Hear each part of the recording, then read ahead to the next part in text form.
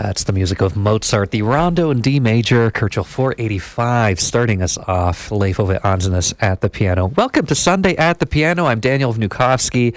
We do this every Sunday night. Way to kind of dive a little deeper into the world of piano music while I pull out my favorite piano works, performers from all across the board. And today's focus is on Mozart, the keyboard works of Mozart. And back in December 2016, according to the Billboard, the music industry standard for statistics, a massive set of Mozart CDs was the biggest selling release of the year, outselling Beyonce, Adele, Drake in terms of digital physical copies sold. So the guy's quite popular to this day, and he's stunning. The music resonates with us. There's a charm, there's a wit, an elegance, a grace in so much of this music. As we just heard, that youthful charm in that rondo that we heard. Now, this guy, this little boy at age of 5 was already playing for European royalty in places like Vienna, Paris, London, where he impressed his audiences with extraordinary talent.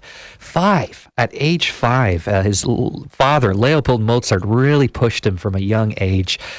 And so much of the keyboard works that we hear of Mozart to this day somehow have allusions to some of the operas he also wrote. That is, the world of theater, the world of drama, a dramatic flair, ability to quickly think like an actor or actress has to do. Take this next one, the Piano Quartet No. 1, a joyful rondo full of charm. Right there, like a little question, a little turn of events, and then he continues. That's the wonderful rondo that closes the Piano Quartet No. 1. Let's have a listen now to Gloria Saarinen at the piano and the Prague Quartet that really bring out the charm of this work.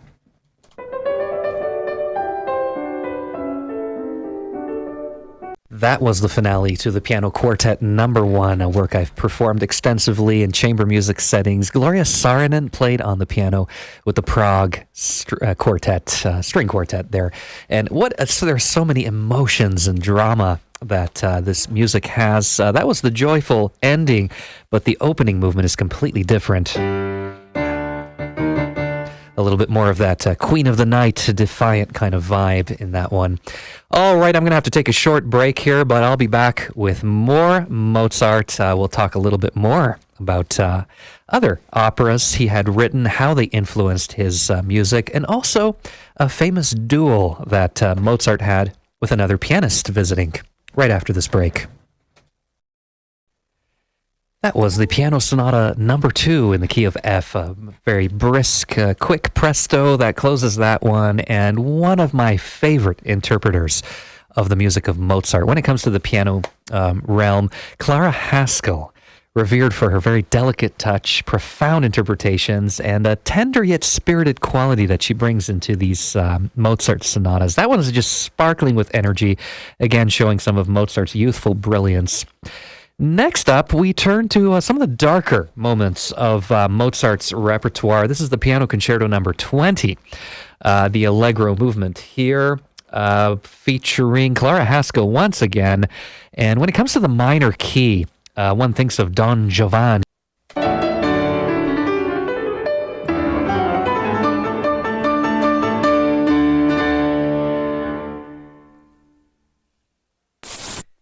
A delightful one. I remember always playing this one during break from school.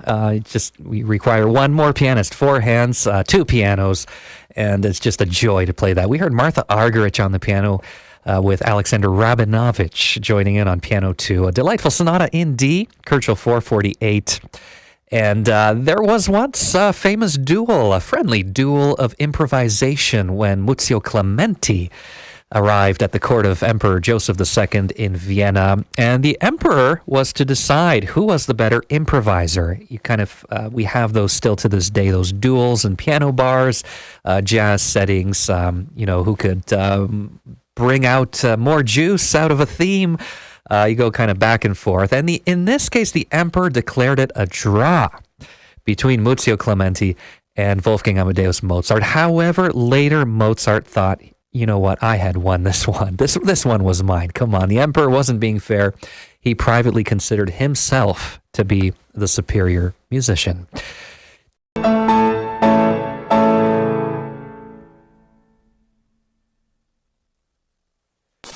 That was the third movement of one of Mozart's piano sonatas, famously known as the Rondo alla Turca. And it's not the only time that Mozart was fascinated with Turkish music. He also incorporated a change of meter in one of his violin concertos, the number 5. The famous movement famously goes from 3-time to 2-time. He also wrote an opera, Il Turco in Italia, the Turk in Italy, famous with its twisted and romantic entanglements of sorts. And that was one of the most famous works for the piano repertoire, with Yundi Lee at the piano, closing off our Sunday at the Piano session. Here, I'm Daniel Vnukowski, and I have one more fun story for you. Legend has it that Mozart had composed a humorous miniature opera called The Impresario in 24 hours. That was for a competition also hosted by Emperor Joseph II. You'll remember he was the one who also hosted that famous duel between Clementi. The theatrical character of that piece just shows his flair for drama, that kind of quick thinking and wit required for writing theatrical music. That's all I have for you. I wish you a very pleasant night.